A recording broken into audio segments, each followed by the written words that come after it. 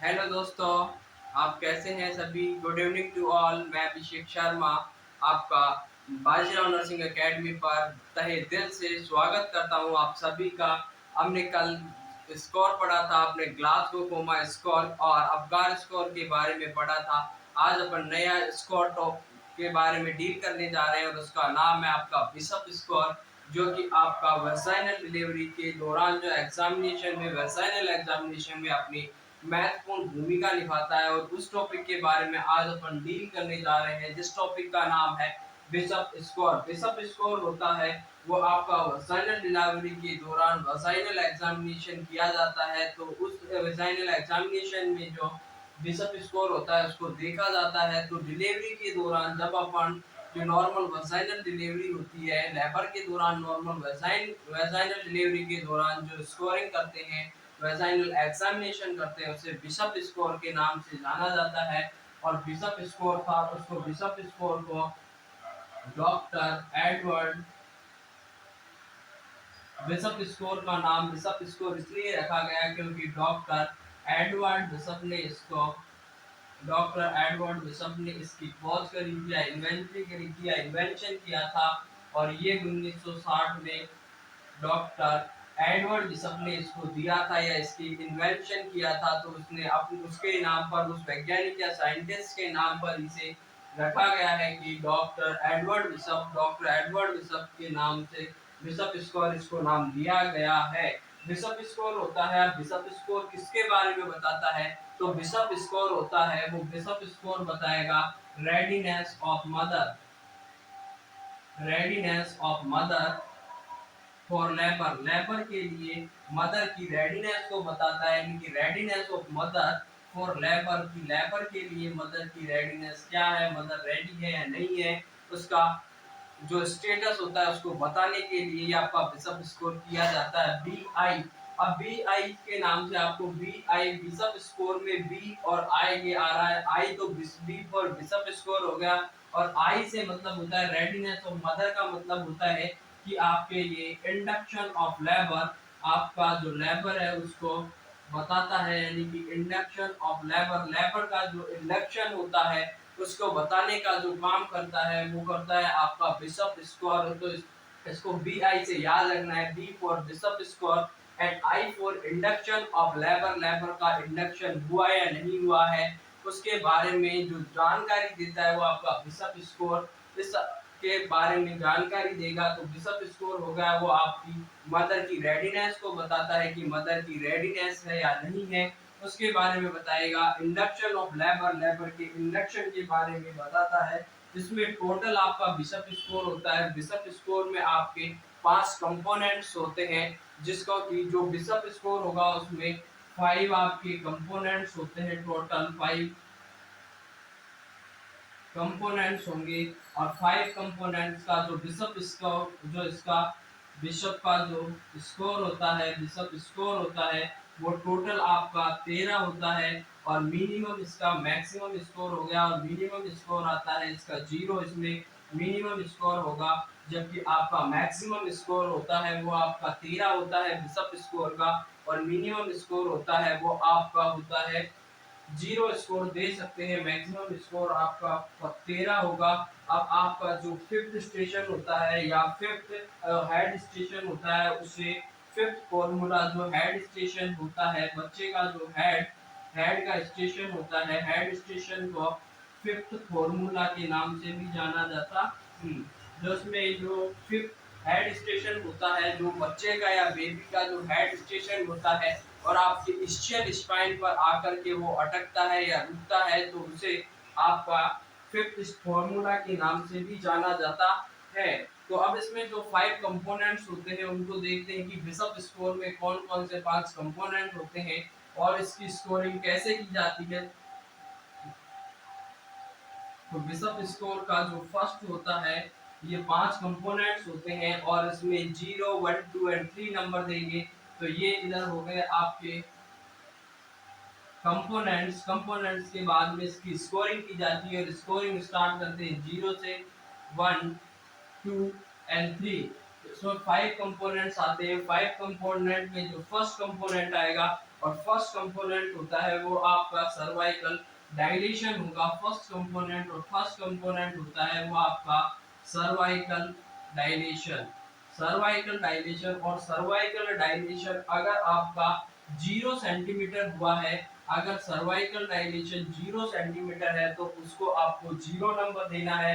Cervical dilation अगर 1 से लेकर के 2 सेंटीमीटर तक सर्वाइकल डायलेशन हो गया तो 1 नंबर देना है। 3 से लेकर के अगर 4 सेंटीमीटर तक सर्वाइकल डायलेशन हो गया तो उसको 2 नंबर देंगे। और अगर सर्वाइकल डायलेशन 5 या 5 प्लस हो जाता है, यानी कि सर्वाइकल डायलेशन 5 और मोर देन 5 है, तो उसको आपको 3 नंबर देना है। अब बिशप स्कोर में टोटल 5 कंपोनेंट आते हैं। फर्स्ट होता है सर्वाइकल आपका डायलेशन, दूसरा होता है cervical position, cervical effacement, cervical consistency and fifth जो आता है आपका हेड स्टेशन होता है। तो फर्स्ट कंपोनेंट में सर्वाइकल डायलेशन, सर्वाइकल डायलेशन की बात करते हैं तो सर्वाइकल डायलेशन में अगर 0 है, अगर सर्वाइकल डायलेशन बिल्कुल नहीं हुआ है, बिल्कुल आपका सर्वाइकल ओस क्लोज है, सर्वाइकल डायलेशन नहीं हुआ है, 0 सेंटीमीटर सर्वाइकल डायलेशन है, बिल्कुल सर्वाइकल डायलेशन नहीं है, तो 0 नंबर देंगे।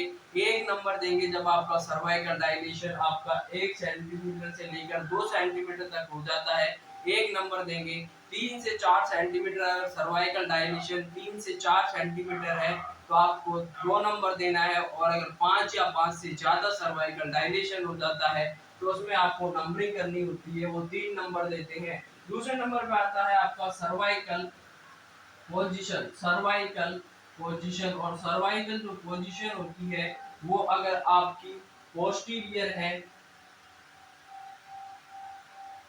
पोस्टीरियर है तो इसमें आपको 0 नंबर देना है। अगर मिड लाइन पर आ जाती है, मिड लाइन पर अगर सर्वाइकल पोजीशन है मिड लाइन पे तो 1 नंबर देंगे। और अगर एंटीरियर आती है सर्वाइकल पोजीशन, अगर एंटीरियर है तो 1 नंबर देना है। और इधर में इसको नंबरिंग नहीं करते हैं, 3 तक ही इसको 2 तक नंबरिंग करेंगे। सर्वाइकल पोजीशन अगर आपकी पोस्टीरियर है तो 0 नंबर देना है। सर्वाइकल पोजीशन अगर मिड लाइन पर आ गई 1 नंबर देंगे। और अगर एंटीरियर में है तो उसको आपको 2 नंबर देना होता है, 3 नंबर इसमें सर्वाइकल पोजीशन में नहीं देते हैं। इसके बाद में आता है आपका सर्वाइकल इफेसमेंट।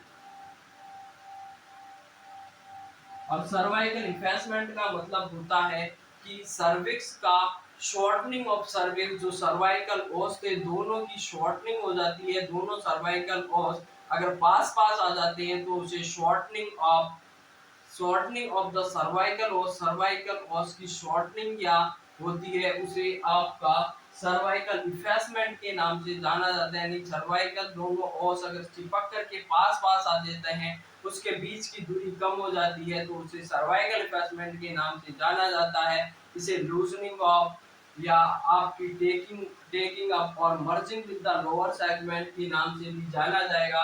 तो इसमें अगर आपका सर्वाइकल इफेसमेंट है, सर्वाइकल इफेसमेंट अगर 3 सेंटीमीटर या 2.5 सेंटीमीटर है, आपका जो सर्वाइकल ओस के दोनों पोर होते हैं दोनों के बीच में गैप होता है और 2.5 सेंटीमीटर का होता है, 2.5 सेंटीमीटर का होता है। अगर सर्वाइकल इफेसमेंट नहीं हुआ है, 2.5 सेंटीमीटर का गैप है दोनों के बीच, तो उसको 0 नंबर देना है। अब ये गैप कम होकर के अगर आपका 2 सेंटीमीटर रह जाता है तो आपको उसको 1 नंबर देना है। और अगर आपका ये गैप कम होकर के सर्वाइकल इफेसमेंट होगा 1 सेंटीमीटर रह जाता है, 2 नंबर देना है। और अगर 0 सेंटीमीटर पे आ जाता है इसका मतलब दोनों सर्वाइकल ओस आकर के एक दूसरे से कनेक्ट हो जाते हैं, बिल्कुल पास पास हो जाते हैं, उनके बीच की जो गैप होता है वो 0 सेंटीमीटर का होता है, तो उसको 3 नंबर देने हैं। सर्वाइकल इफेसमेंट का मतलब होता है कि सर्वाइकल के दोनों ओस अगर पास पास आ जाते हैं तो उसे सर्वाइकल इफेसमेंट के नाम से जाना जाता है। और यानी कि shortening of the cervix is known as the cervical effacement. अगर सर्वाइकल इफेसमेंट नहीं हुआ है, दोनों के बीच की गैप वही सेम गैप है 2.5 सेंटीमीटर का, सर्वाइकल इफेसमेंट नहीं हुआ उसको 0 नंबर देना है। अगर 2 सेंटीमीटर बचा है तो उसको 1 नंबर देंगे। अगर आपका 1 सेंटीमीटर है 2 नंबर देना है। और अगर सर्वाइकल आपका पूरा आपका रिप्लेसमेंट हो गया है तो जीरो पे आ जाएंगे, दोनों ऑप्शन मिलकर पास पास हो जाएंगे तो उसको जीरो नंबर देना होता है। इस समय चौथा नंबर आता है कि सर्वाइकल की कंसिस्टेंसी। कंसिस्टेंसी क्या होगी? सर्वाइकल कंसिस्टेंसी, सर्वाइकल कंसिस्टेंसी में अगर आपकी हार्ड है, जो सर्वाइकल का कंसिस्टेंसी होती है या लूजनिंग और हार्डनिंग होती है उसके, तो वो अगर सर्वाइकल कंसिस्टेंसी आपकी हार्ड है, सर्विक्स का जो बुरी है वो हार्ड है, तो उसको आपको जीरो नंबर देना है। अगर अब आपका हार्ड से सेमी सॉलिड हो जाता है या आपका सेमी लिक्विड हो जाता है, हार्ड थी उसकी ये उससे लेकर के अगर अब सेमी सॉलिड हो जाती है, सेमी सॉलिड हो जाती है सर्वाइकल कंसिस्टेंसी, तो एक नंबर देना है। और अगर आपकी लिक्विड हो जाती है या लूज हो जाती है, सर्वाइकल कंसिस्टेंसी अगर लूज हो जाती है तो उसको दो नंबर देंगे, और इसमें भी आप नंबरिंग नहीं करते हैं। सर्वाइकल कंसिस्टेंसी होती है, अगर सर्वाइकल कंसिस्टेंसी हार्ड है तो उसको जीरो नंबर देना है, अगर एक नंबर देंगे जब आपकी सेमी सॉलिड हो जाए। और अगर लूज है सर्वाइकल कंसिस्टेंसी जो लूज हो जाती है तो उसे दो नंबर देते हैं, और इसमें तीन नंबरिंग नहीं करते हैं। चौथा नंबर आता है आप फिफ्थ नंबर पे आएगा आपका हेड स्टेशन, और हेड स्टेशन होता है उसको पांचवा नंबर देते हैं, और पांच नंबर पे आता है आपका हेड स्टेशन। अगर हेड स्टेशन में -3 है तो -3 है तो आपको जीरो नंबर देना है, -2 है तो उसको एक नंबर देना है, -1 है तो उसको दो नंबर देना है, और अगर जीरो है या प्लस में है, जीरो और प्लस में आती है तो आपको तीन नंबर देने होते हैं। अब हेड स्टेशन का मतलब होता है कि आपका हेड स्टेशन से मतलब है कि आपका फीटल हेड होगा वो ischial स्पाइन पर आकर के रुकता है। अब ischial स्पाइन पे जो हेड आकर के रुकेगा,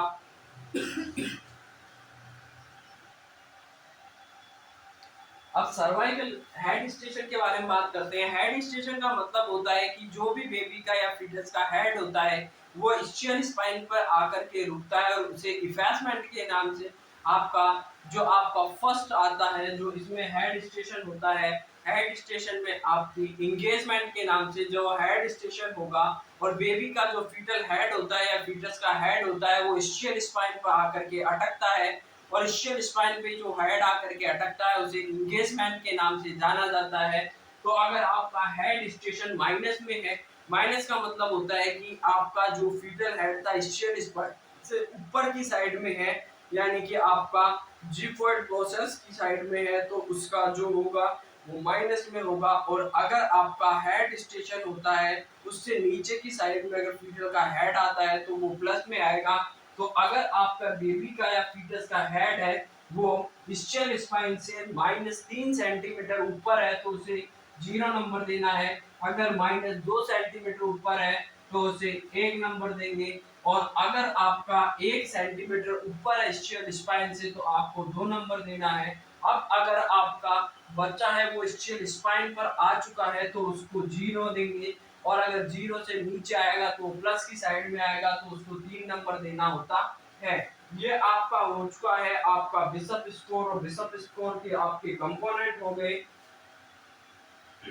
अब इसके बाद में एक और स्कोर आता है जिसे कहते हैं अपन पार्टोग्राफ, और पार्टोग्राफ इसके साथ साथ में अपन पढ़ लेते हैं, छोटा सा टॉपिक है कि पार्टोग्राफ क्या दिखाता है। कि पार्टोग्राफ बिशप स्कोर हो गया, बिशप स्कोर के बाद में एक और टॉपिक पढ़ने जाते हैं और उसका नाम है आपका पार्टोग्राफ।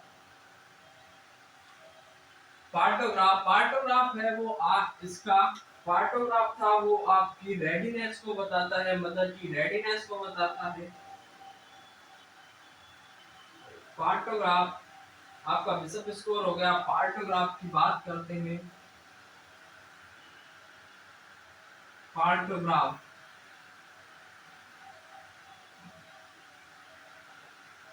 P फॉर पार्टो और P for progress of labour, ये लेबर की आपकी प्रोग्रेस को बताता है।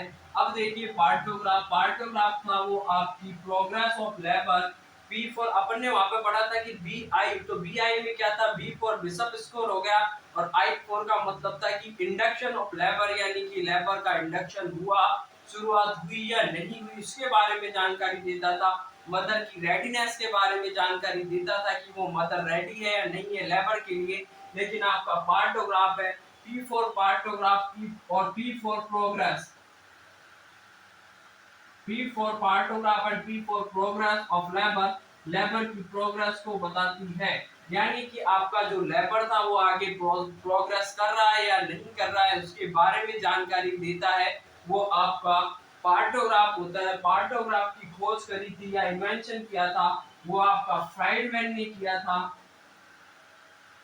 फ्राइडमैन ने किया था 1954 में। लेकिन फ्राइडमैन ने 1954 में पार्टोग्राफ दिया लेकिन उसको चेंज करके सर्वाइकोग्राफ का नाम दे दिया गया। और इसका जो सर्वाइकोग्राफ या का नाम दिया तो आर.एच. फिल्पोर्टर ने, फ्राइडमैन ने शुरू में आपका पार्टोग्राफ दिया, उसके बाद में फ्राइडमैन के पार्टोग्राफ देने के बाद में इसमें आपका एक और आपके महर्षि आए जिन्होंने कि आपके आर.एस. Doctor R S. फिल्पोर्टर के नाम से, जिन्होंने कि इसको मॉडिफाई कर दिया गया और इसको इस स्कोर को मॉडिफाइड किया और मॉडिफाइड किया आपके डॉक्टर आर.एस. फिल्पोर्टर ने। आर.एस.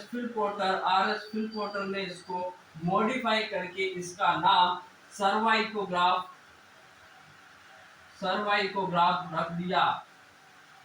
अब देखिए जो प्रोग्रेस ऑफ लेबर को बताएगा P for progress and P for partograph, तो फ्राइडमैन ने 1954 में इसको नाम दिया लेकिन उसके बाद में आपके डॉक्टर आर.एच. फिल्पोर्टर ने इसको मॉडिफाई करके इसका नाम सर्वाइकोग्राफ कर दिया।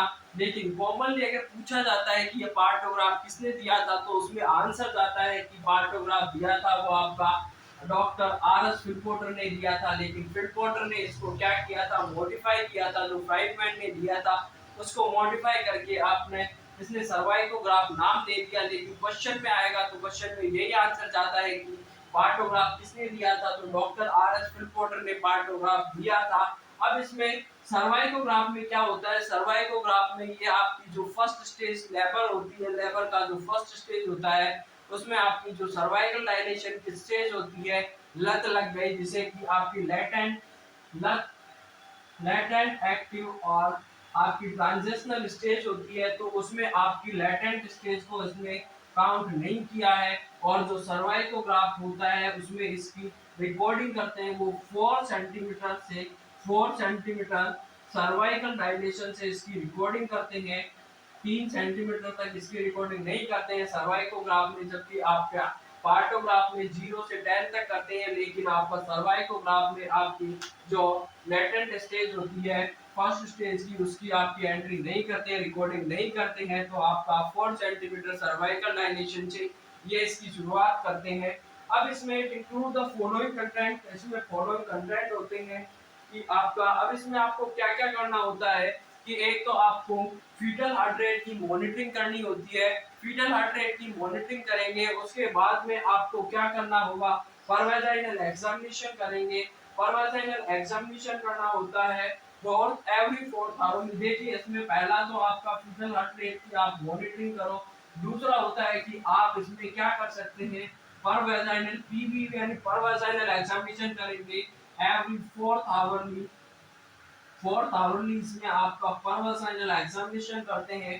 4th आवरली इसमें परवेजाइनल एग्जामिनेशन करेंगे और मेम्ब्रेन की स्टेटस, इसमें मेम्ब्रेन का स्टेटस पता करते हैं। मेम्ब्रेन के स्टेटस के बारे में भी ये पता लगाते हैं। और इसमें मेम्ब्रेन का स्टेटस पता करने के लिए ICMBR के नाम से एक फेमस टर्म या निमोनिक के रूप में आप याद कर सकते हैं कि ICMBR कि आपका जो मेम्ब्रेन थी उसके स्टेटस का पता करने के लिए ICMBR के नाम से एक निमोनिक के नाम से आप याद कर सकते हैं। तो आई का मतलब होता है कि आपकी जो आई का मतलब होता है जो आपकी मेम्ब्रेन थी और मेम्ब्रेन अगर इंटैक्ट है, या सी बताएगा कि आपकी जो मेम्ब्रेन थी वो आपकी क्लियर है। एम बताएगा कि इसमें मैकोनियम है या नहीं है, और बी बताएगा कि उसमें ब्लीडिंग तो नहीं है, और आर बताएगा कि वो रप्चर हुई या नहीं हुई है। तो अब जो रप्चर होती है ये आपका फॉर्मूला था, इससे आपको याद रखना है कि आपका मेम्ब्रेन के स्टेटस के बारे में बताता है कि इंटैक्ट है, क्लियर है या मेकोनियम है, ब्लीडिंग हो रही है या आपका रप्चर है। अब आपकी जो मेम्ब्रेन होती है वो रप्चर कब होती है, ये क्वेश्चन भी पूछा जाता है कि जो आपकी स्पॉन्टेनियस या नेचुरली जो आपका मेम्ब्रेन रप्चर होता है या रप्चर ऑफ मेम्ब्रेन होता है वो लेबर की कौन से स्टेज में होता है। तो इसका आंसर जाता है कि जो लेबर होता है उसकी फर्स्ट स्टेज में रप्चर ऑफ मेम्ब्रेन होती है। वो आपकी जो रप्चर ऑफ मेम्ब्रेन होगी, रप्चर ऑफ मेम्ब्रेन होती है वो first stage of labour, labour की फर्स्ट स्टेज में हो जाती है। फर्स्ट स्टेज ऑफ लेबर में आपकी मेम्ब्रेन रप्चर होती है। लेकिन पूछा जाता है क्वेश्चन में कि artificial rupture of membrane, AROM का मतलब होता है आर्टिफिशियल रप्चर ऑफ मेम्ब्रेन कब होती है।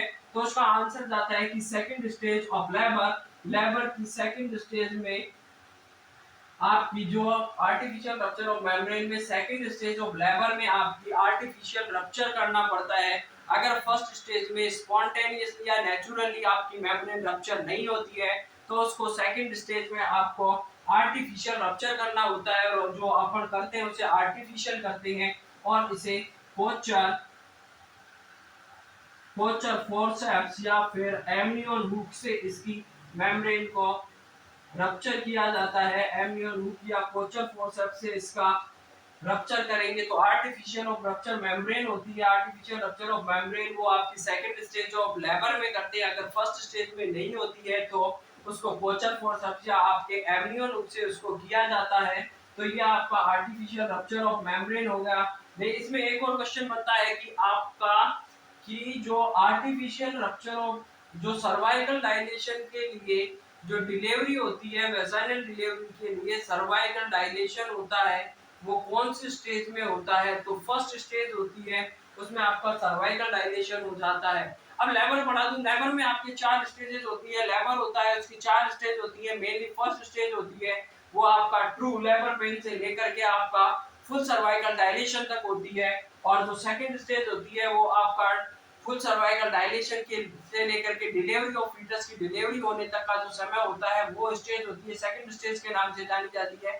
थर्ड स्टेज आती है, थर्ड स्टेज में बेबी की डिलीवरी होने से लेकर के प्लेसेंटल डिलीवरी तक का जो समय होता है उसे थर्ड स्टेज कहते हैं। और फोर्थ स्टेज होती है 1 से 4 घंटे की होती है। गोल्डन स्टेज होती है, उसमें आपके जो भी आपका ऑब्जर्वेशनल स्टेज के नाम से जाना जाता है और उसमें जो भी ब्लीडिंग या कॉम्प्लिकेशंस होती है उसका आपको ऑब्जर्वेशन किया जाता है। तो स्टेजेस हो गई, आपकी पार्टोग्राफ हो गया। इसी के साथ ये आपका दोनों टॉपिक कंप्लीट होते हैं, बिशप स्कोर और आपका पार्टोग्राफ, जो कि बहुत बार पूछा गया है एग्जाम में और आने वाली एग्जाम्स में भी पूछने की बहुत प्रबल संभावना होती है इन दोनों टॉपिक्स की भी। तो इसको भी आपको अच्छी तरीके से याद करना है। लेबर लेबर सबसे ज्यादा, अगर ओबीसी बाबीसी में अगर सबसे ज्यादा इम्पोर्टेंट कोई टॉपिक है तो वो लेबर है, जिससे कि हर बार आपके नॉर्थ साइड हुआ, नॉर्थ साइड में तो अनगिनत क्वेश्चन यहीं से उठाए जाते हैं। कम से कम आपके 2022 में आपका कम से कम 20 से लेकर के 30 क्वेश्चन यहीं से पूछे गए थे लेबर से। लेबर बहुत ही ज्यादा, ओबीसी जो कि कम से कम 30% आपका कंप्लीट करता है उसे लेबर है। वो लेबर से संबंधित पूरे क्वेश्चन आपको तरीके से अच्छी तरीके से पढ़ना होता है कि भगवान का दिया कभी अल्प नहीं होता, जो बीच में टूट जाए वो संकल्प नहीं होता, और हार को हमेशा अपने से दूर ही रखना, क्योंकि जीत का कोई विकल्प नहीं होता। इसलिए अपनी मेहनत को लगातार कंटिन्यू रखें, जारी रखें। जय हिंद, जय भारत। आज के लिए इतना ही, मिलते हैं नए वीडियो में नए टॉपिक के साथ। और आप, जय हिंद।